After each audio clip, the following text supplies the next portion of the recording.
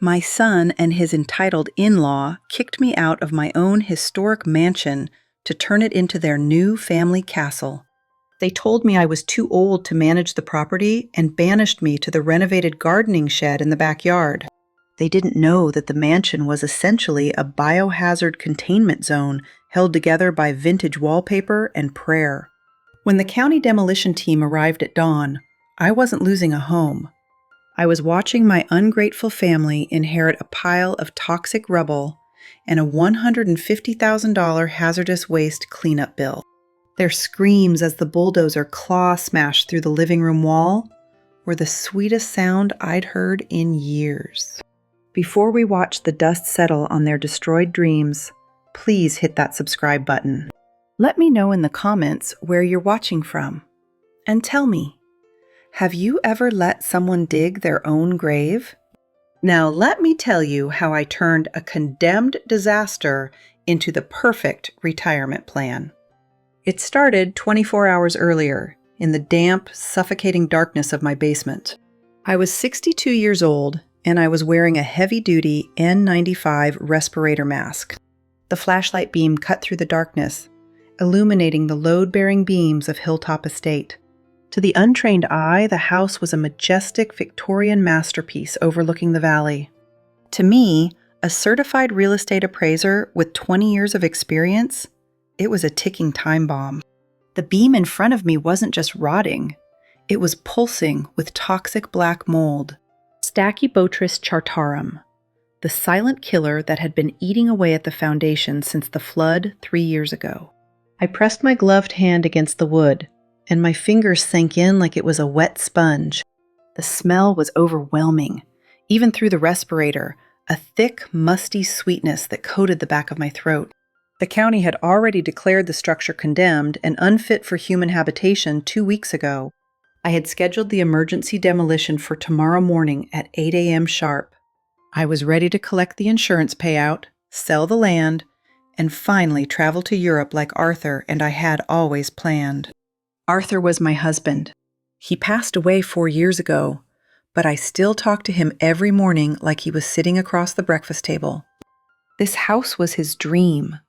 I remember the day we first saw it, 32 years ago, standing on the wraparound porch in the autumn light. Arthur had squeezed my hand so tight I thought he might break my fingers. "Audrey," he said, his voice thick with emotion, "this is where we'll grow old together. This is where we'll watch our grandchildren play." We bought it with every penny we had and spent the next 3 decades filling it with memories. Arthur died in the master bedroom upstairs, holding my hand, watching the sunset through the bay window. His last words were about this house. "Take care of our home, Audrey. It's the only thing I'm leaving you that matters." I had tried, Arthur. God knows I had tried. But some things can't be saved, no matter how much you love them. I peeled off my mask and hid it behind a stack of old magazines in the basement. Then I heard the gravel crunching in the driveway. My son Colton wasn't supposed to visit until the weekend. And he certainly wasn't supposed to bring an entire caravan of guests. I climbed the stairs to the foyer, my knees aching with each step. The heavy oak door swung open before I could even reach for the handle. "Mom, we're here!" Colton stood there, arms wide, wearing that expensive cashmere sweater I bought him for his birthday. He looked like the golden boy he'd always been, oblivious to the fact that he was standing on a floor that could collapse at any moment. Behind him stood his wife Mckenzie, looking at the crown molding with hungry eyes. And behind her were her parents, the Pearsons, Robert and Linda Pearson. I'd met them at the wedding 3 years ago.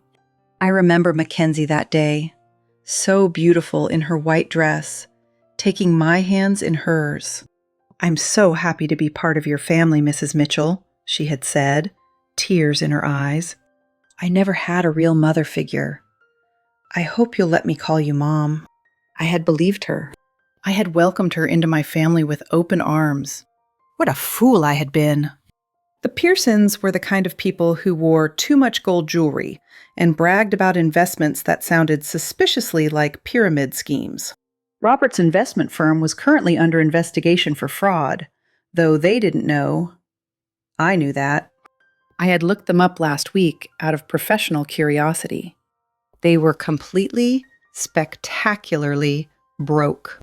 "Audrey, darling," Linda Pearson squealed, pushing past me into my own hallway. She was wearing a leopard print coat that probably cost more than my first car. "Oh, it's just as grand as Mckenzie described. A little dusty, perhaps, but it has such potential." "What are you all doing here?" I asked, trying to keep my voice steady. "Surprise!" Mckenzie chirped, looping her arm through Colton's. "Mom and Dad had a little situation with their housing investments." "A temporary liquidity issue," Robert corrected loudly, puffing out his chest. "The market is volatile, you know how it is. We lost the house in the Hamptons." "So," Colton said, flashing his winning smile, "since this place is way too big for just you, we thought of a solution." "We're moving in," Mckenzie announced, clapping her hands like a child who just got a pony. "Just until we get back on our feet," Linda added, already running a finger along the dust on the entryway table. "We can help you manage the place, Audrey. You clearly need the help. Look at this dust." I stared at them. 4 parasites in designer clothing, standing inside a house that was literally poisonous. I opened my mouth to tell them the truth. I was about to say, "Get out. This house is being demolished tomorrow morning because it's filled with toxic mold." But then Robert Pearson walked past me and sat in my late husband's favorite armchair. He kicked his feet up on the ottoman, feet still encased in muddy loafers, and let out a satisfied sigh. "Audrey, be a dear and fetch us some coffee," he said, not even looking at me. "And maybe some sandwiches. It's been a long drive." Something inside me snapped. It was a quiet snap, like a dry twig breaking in a winter forest. Arthur had sat in that chair every evening for 30 years. He had read stories to Colton in that chair when our son was small enough to fit in his lap. And now this man, this stranger, was putting his dirty shoes where my husband's hands used to rest. "Of course," I said, forcing a smile that felt tight on my face. "Make yourselves at home." If they wanted the house so badly, who was I to deny them the full experience? That evening, dinner was a masterclass in humiliation. They had taken over the formal dining room, a room I hadn't used since Arthur's funeral reception. Linda had rearranged the seating chart, placing herself and Robert at the heads of the table. I was squeezed onto the side, next to a drafty window, like an unwelcome guest at my own table. The chandelier above us flickered occasionally, and I noticed a fine dust of plaster drifting down from the ceiling. They didn't notice. They were too busy critiquing my cooking. "This roast is a bit dry, Audrey," Robert commented, chewing loudly with his mouth open. "You really should modernize this kitchen. An induction cooktop would do wonders for your cooking." "We're planning to redo the whole kitchen, Dad," Mckenzie said, pouring herself another glass of my vintage wine. "Open concept. We'll knock down that wall leading to the pantry."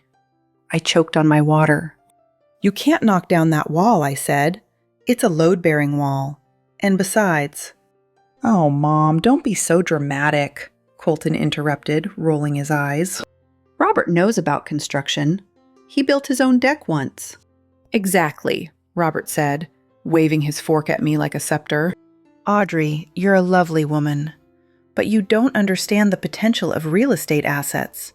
This house must be worth 3-4 million? You're sitting on a gold mine and living like a hermit. It's almost irresponsible." "We're going to turn this place into a showstopper," Linda added, gesturing grandly. "Imagine the garden parties we can host here, the charity galas, the networking opportunities." "Mom, no offense," Mckenzie chimed in, "but your generation doesn't understand modern real estate. This house is an asset class. We need to optimize it." I looked at my plate, pushing the food around with my fork. A memory surfaced, unbidden and sharp. Colton was 10 years old, and it was Mother's Day. He had woken up before dawn to make me breakfast in bed. Burnt toast, lukewarm orange juice, and a card made from construction paper. I still had that card somewhere. "Mom, you're the best mom in the whole world," it said, in his careful, childish handwriting. I'll take care of you forever. Love, Colton. I looked at the man sitting across from me now, laughing at Robert's jokes, refilling Mackenzie's wine glass. Where did that little boy go? When did he become this stranger who saw his mother as an obstacle to overcome?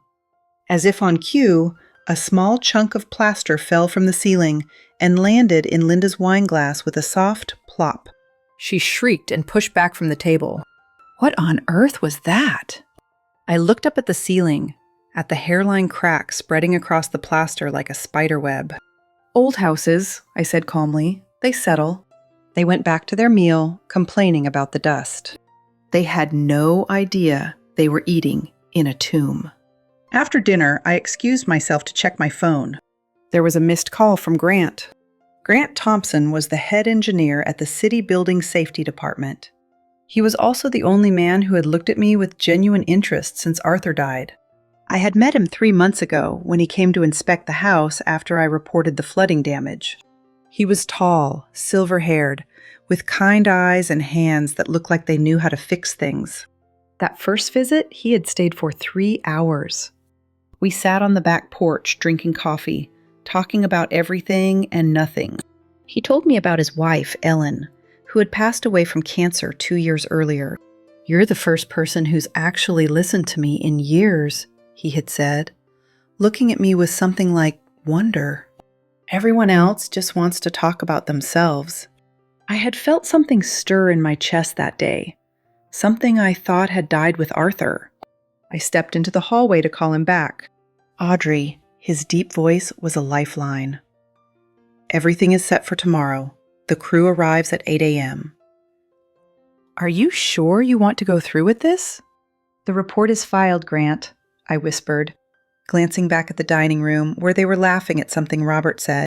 The mold count is off the charts. The foundation is cracked. It has to come down. I know, Grant said gently. I just wanted to make sure you're safe. You're staying in the guest cottage tonight, right?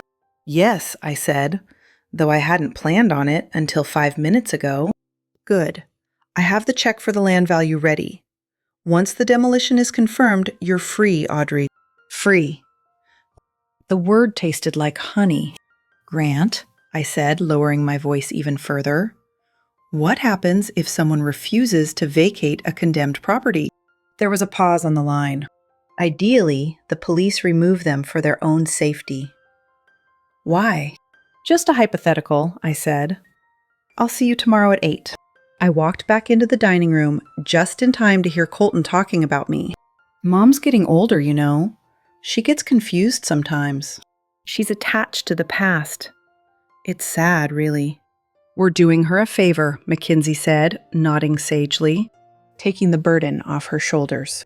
At her age, she should be grateful anyone wants to take care of her, Robert added. Most people her age are in nursing homes. They didn't see me standing in the doorway.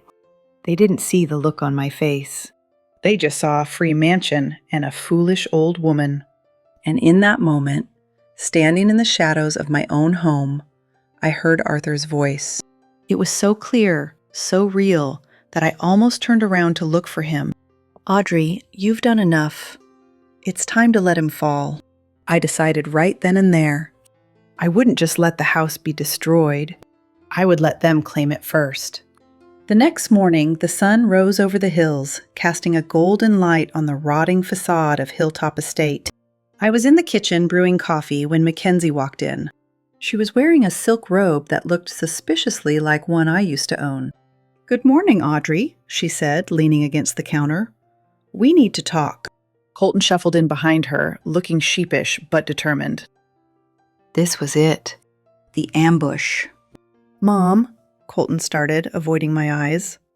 Mckenzie and I were talking all night. We're worried about your health, Mckenzie said, her voice dripping with fake concern. This big house, all these stairs, it's a fall hazard for someone your age. I was 62. I did yoga 3 times a week and could probably outrun both of them. And the cleaning, Linda chimed in, sweeping into the kitchen in a cloud of perfume. It's too much for you. You look tired, dear. We're doing this for you, Audrey, she continued, placing a hand on my shoulder. You shouldn't have to worry about this big house at your age. We're taking the burden off your shoulders. It's called family, Audrey, Robert added, appearing in the doorway. Family helps each other. You wouldn't want people to think you're selfish, would you? So we've made a decision, Colton said, finally looking at me. We think it's best if you move into the guest cottage out back. The guest cottage was a renovated gardening shed. It was charming, small, and crucially, structurally sound. It was also about 50 yards away from the main house. The cottage? I asked, keeping my face neutral. But this is my home, Colton. Your father and I built this life together. Dad would want you to be safe, Colton shouted, slamming his hand on the counter. The sudden noise made the china rattle in the cabinets. Dad's will said we should take care of each other. This is me taking care of you. He was using my dead husband's memory to evict me from my own home. It was a masterstroke of emotional manipulation. Arthur would have been horrified. The Pearsons need the main house because of their status, Mckenzie added. They need space to entertain and build their network. The cottage is perfect for you, Mom. It's cozy. Cozy was code for small and out of the way. Mom, please, Colton said, his voice dropping to almost a whisper. Just go along with this. Mckenzie gets really upset when things don't go her way. I don't want to deal with her tantrums. I looked at my son. I looked at the woman he had married. I looked at the parents who had raised such a monster. And I felt the last thread of maternal guilt snap. You're right, I said softly. The room went silent. They hadn't expected me to fold so easily. You're absolutely right, Colton. I am tired. I do need a break. Really? Colton looked relieved. Yes, in fact, why wait? I can move my things over this morning. That's wonderful, Linda clapped her hands. We can start redecorating immediately. One condition, I said, raising a finger. If you are going to take over the house, you need to take over the responsibility. I want you to be the true masters of the estate. I went to my office, my heart pounding, but my hands steady. From the safe, I pulled a thick folder. Inside was a document titled Master Occupancy and Liability Agreement. My lawyer, Patricia, had drafted it weeks ago for a potential tenant I was considering before the mold diagnosis came back. I remembered our conversation 2 days ago, after I made my decision. Audrey, are you sure about Section 8, subsection C? Patricia had asked, peering at me over her reading glasses. This clause transfers all liability for structural issues, environmental hazards, everything. It's legally ironclad. I know exactly what I'm doing, Patricia. Once they sign this, they own every problem this house has. And you're comfortable with that? I had thought about Colton's face when he demanded I fetch coffee for Robert. I had thought about 30 years of unconditional love, rewarded with exile to a gardening shed. More comfortable than I've been in years, I had said. I walked back to the kitchen and placed the document on the table. This transfers the management rights of the main house to you, Colton, I said. It means you're in charge. No more asking me for permission to paint walls or change locks. It means it's your house. Colton's eyes lit up. He saw the word master and stopped reading. You're giving us the house? I'm giving you the keys to the kingdom, I said, meeting his eyes. Every kingdom has its price. Of course. Robert grabbed a pen from his pocket. This is just standard procedure. Smart business, Audrey. He didn't even put on his reading glasses. The paper was thick, expensive, the kind lawyers use to make documents feel important. Section 8, subsection C, was buried on page 4, in font size 8. The occupant assumes full financial and legal responsibility for any and all structural demolitions, environmental abatements, and hazardous material removal required by county ordinance. Robert didn't even turn past page 1. He just wanted his name on something that looked official. Mckenzie signed with a flourish, dotting her I with a little heart. Colton signed with a bold, aggressive scrawl. They were practically salivating. They thought they had just scammed an old widow out of a $3 million estate. They didn't notice the fine print about environmental hazard class 4. They didn't ask why the effective date was immediate. They just saw dollar signs. "Done," Colton said, sliding the papers back to me. "So, when can you be out?" "I'll have my essentials moved by noon," I said, tucking the contract into my bag. "Enjoy your new home, sweetheart. You deserve it." I meant it. He really, really deserved what was coming. I spent the next 2 hours moving my clothes, my jewelry, my photo albums, and my cat Barnaby to the guest cottage. The cottage was safe. It sat on a separate concrete slab, far away from the rotting foundation of the main house. It had its own ventilation system. It was a lifeboat, and I was climbing aboard just as the Titanic was hitting the iceberg. As I packed my bedroom, I found something I had forgotten about. A shoebox tucked in the back of my closet, filled with cards and drawings. I sat on the edge of the bed and opened it. The first card was from Colton's 10th birthday. "Dear Mom, thank you for the best party ever. I love you more than ice cream. Love, Colton." The next one was from when I was in the hospital 12 years ago, recovering from surgery. Colton had visited every single day. He had brought me a different handmade card each time. "Mom, I made you a get well card every day. See? This one has a rainbow because you always say rainbows make you happy. This one has a sun because you're the sunshine in my life. This one has a heart because I love you so much it hurts." I held the stack of cards tied together with a faded ribbon. 23 cards. 23 days of a son who loved his mother more than anything in the world. I looked out the window at the main house. Mckenzie was already measuring the windows for new curtains. "What happened to you, Colton? When did money become more important than the woman who held you when you had nightmares?" I tucked the cards into my suitcase. I would keep them, not as a reminder of who Colton was, but as proof that the boy I loved had once existed, even if he was gone now. As I carried the last box of books across the lawn, I saw Grant's truck pull up to the side gate. He wasn't in his uniform yet. He was wearing jeans and a flannel shirt, looking rugged and worried. He walked over to me, keeping out of sight of the main house windows. "Audrey," he said, taking the box from my hands. "Did you tell them?" "I told them they are the masters of the house," I said, handing him the signed contract. "They signed the liability waiver, Grant. They wanted full control. I gave it to them." Grant looked at the document, then at me. His eyes crinkled at the corners. "You're terrifying, you know that?" "I'm a businesswoman, Grant. I minimize risk." He reached into his pocket and pulled out a set of keys. "These are for the apartment in the city, the one near the art gallery. My team will be here at 7:45 tomorrow to set up the perimeter. The demolition order is posted electronically, but the physical notice goes up when we arrive. Are you sure you want to be here for this?" I looked back at the main house.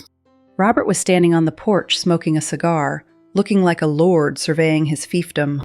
"Oh, I wouldn't miss this for the world," I said. "It's going to be the most educational morning of their lives." Grant squeezed my hand. "See you at dawn, partner." Partner.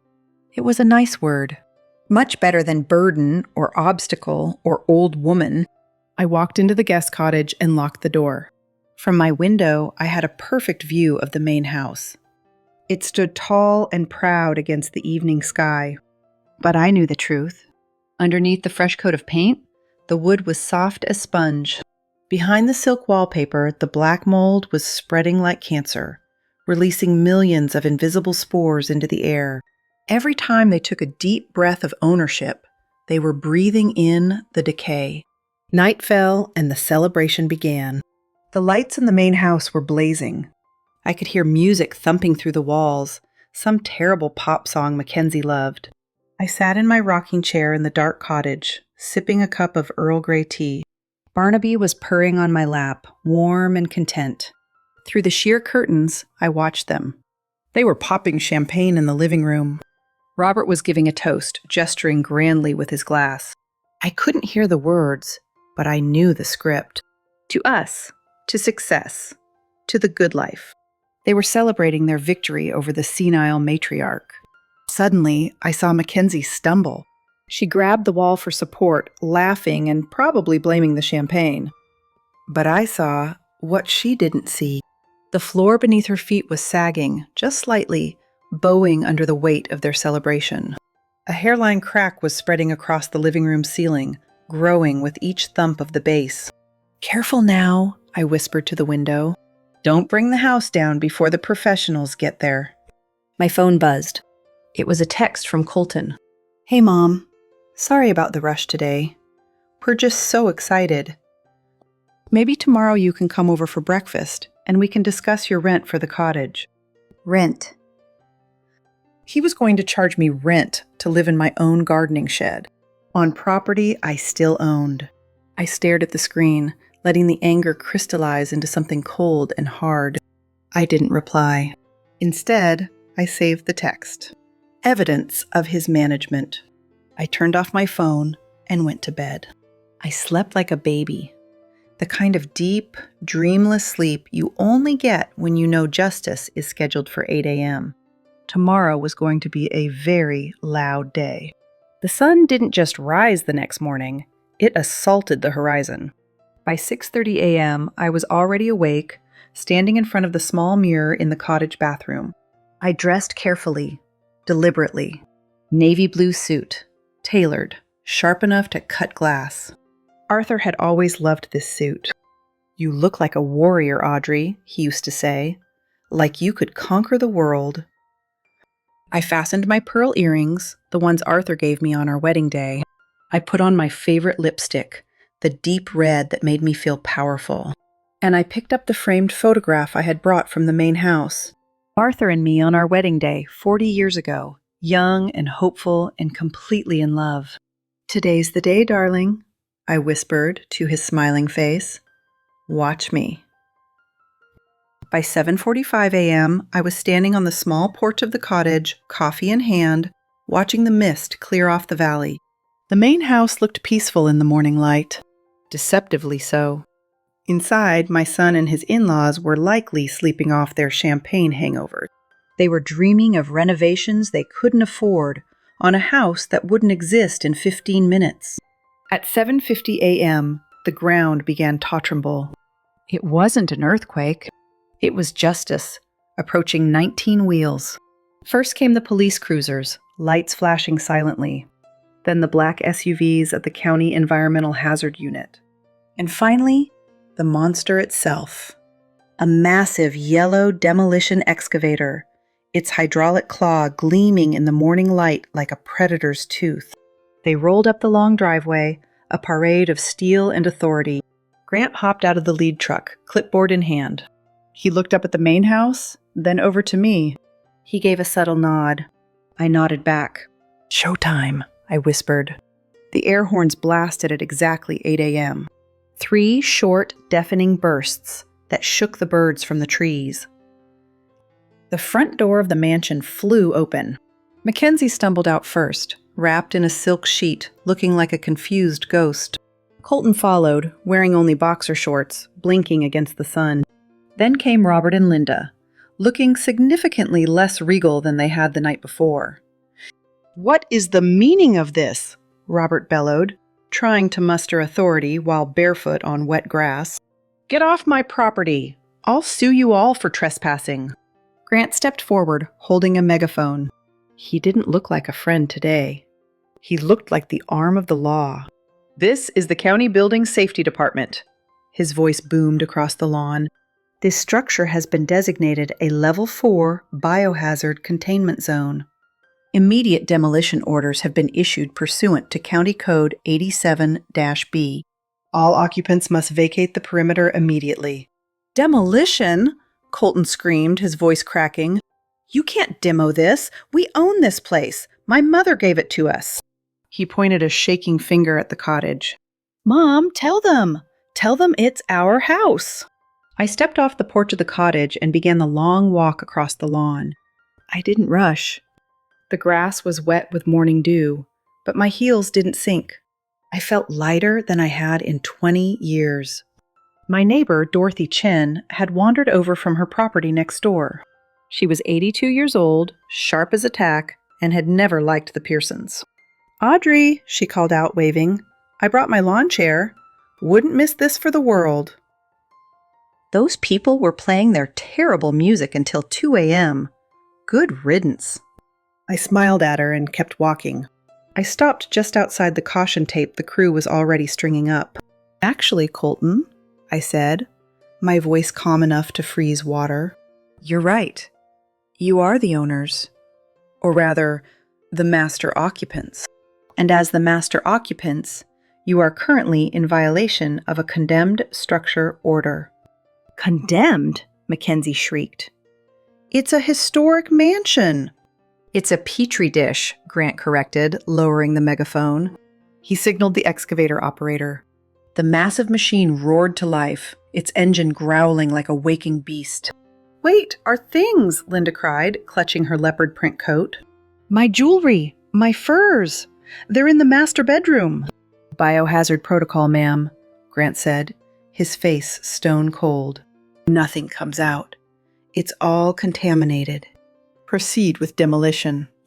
The operator didn't hesitate. The hydraulic arm swung back, then surged forward. The metal claw smashed through the bay window of the living room. Crash!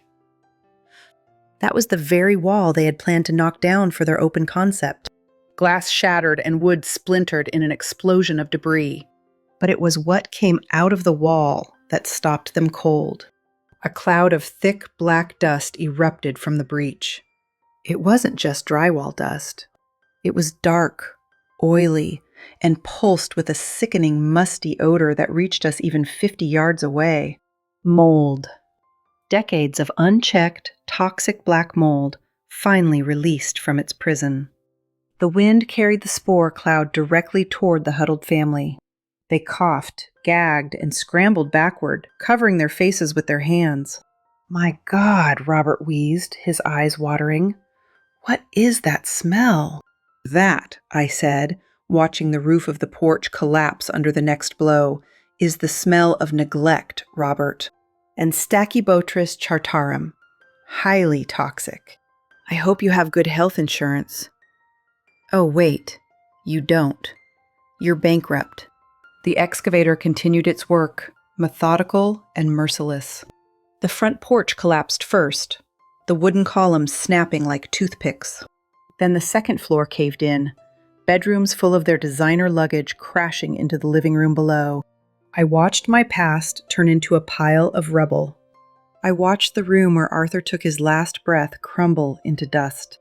I watched the kitchen where I cooked thousands of meals for my ungrateful son get crushed like a tin can. Something wet rolled down my cheek. I touched it, surprised. A tear. Just one. I wasn't crying for the house. I was crying for the woman who had lived there. The woman who had believed her son would always love her. That woman was gone now. In her place stood someone stronger. Someone who had finally learned that love without respect is just another form of abuse. Grant appeared at my side, his hand warm on my elbow. "You okay?" he asked quietly. "I'm not losing anything," I said, wiping my cheek. "I'm letting go. There's a difference." By 9 a.m., Hilltop Estate was gone. All that remained was a jagged mountain of wood, glass, and black rot, steaming in the morning sun. The silence that followed was heavy, broken only by the beeping of equipment backing up. Dorothy had opened a thermos of coffee and was enjoying the show from her lawn chair. "Best entertainment I've had in years," she called out cheerfully. Colton walked over to me, his face streaked with soot and tears. "Mom," he whimpered, "how could you? We have nothing. We're homeless." "You knew," Mckenzie hissed, stepping up beside him. "You set us up. You tricked us into signing that paper." I reached into my bag and pulled out the copy of the agreement. "I didn't trick you, Mckenzie.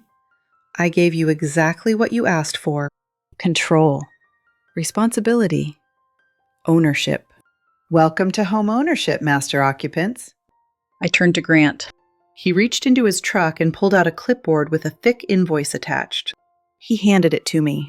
I walked up to Colton and pressed the clipboard against his bare chest. Here you go. What is this? Colton looked down, his eyes widening. Emergency biohazard abatement, $75,000, he read aloud, his voice shaking. Structural demolition and debris removal, $60,000. Environmental impact, fine, $15,000. Total due upon receipt, $150,000. The invoice was 3 pages long, single-spaced. Every line item was a nail in their financial coffin. I watched the color drain from his face with each number. You can't be serious, Roberts puttered, stepping forward.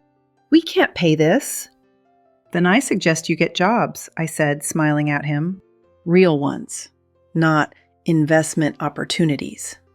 Because the county places a lien on all assets of the liable party until the debt is paid. That includes your cars, by the way. I pointed to Robert's leased Mercedes. A tow truck was already backing up to it. Mom, please! Colton grabbed my arm. You have the insurance money. You have the land value. Help us. This is your fault, Mom. If you had just told us about the mold, we could have fixed it.